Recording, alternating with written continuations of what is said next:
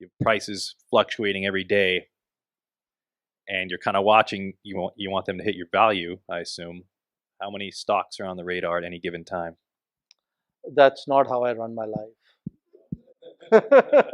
So the funny thing is that I always say this story that Ben Graham would go into a grocery store, and and he would look for what was uh, the biggest discounted item, and then he would buy that and come out. And Charlie Munger will go into a grocery store, and he will look for what he loves, and then he will keep going back every day till what he loves is on sale, and then he'll buy it and come out. And clearly, the Munger approach is, I think, superior. And so, so when I mentioned this a few months back at Columbia Business School, one of the students asked me exactly what you asked me, which is, do you have somewhat differently than you? But he asked me, do you have a list of things that you love that that you're watching? And I felt very sheepish in telling him that I didn't have such a list. And um, and then actually, what I did after I came back is I said, you know what, I'm going to prepare such a list because such a list is actually a very good idea. So I put together, and it's not finished yet. I put together a list of businesses that I truly admire.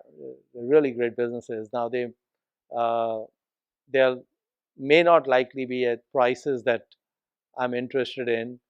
Um, so I'm at the stage where I've got, I would say, probably, I think that list it'll be a living, breathing list, but I probably have 80-90% of what might come into it in the next year or two, for example, already on that list.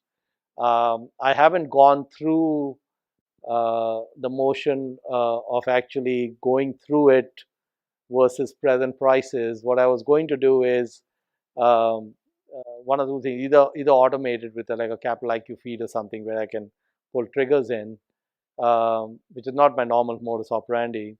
Or the second is that when there's dislocations, um, then go in. And actually, I missed one. So, for example, February 8th, I was actually in India on February 8th, but February 8th was a great day to buy a few things because we had some, it was just, and it just was for a couple of days when the indices really tanked and a lot of things tanked a decent amount. And actually, looking back, there were things at that point at prices that I would like to buy now, but they're not at those prices anymore. And so I missed it. And part of the reason I missed it is because I wasn't paying as close an attention as I should. So we will get there, what you're suggesting, but I don't want to spend it's not my temperament to spend my days looking at screens.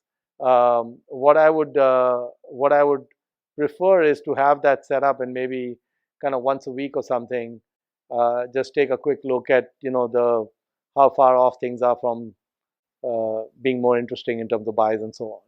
And the second thing that I want to get better at, which is part of the reason for the Coke presentation, is that there are these businesses where they are fantastic businesses when they get paired with fantastic managers.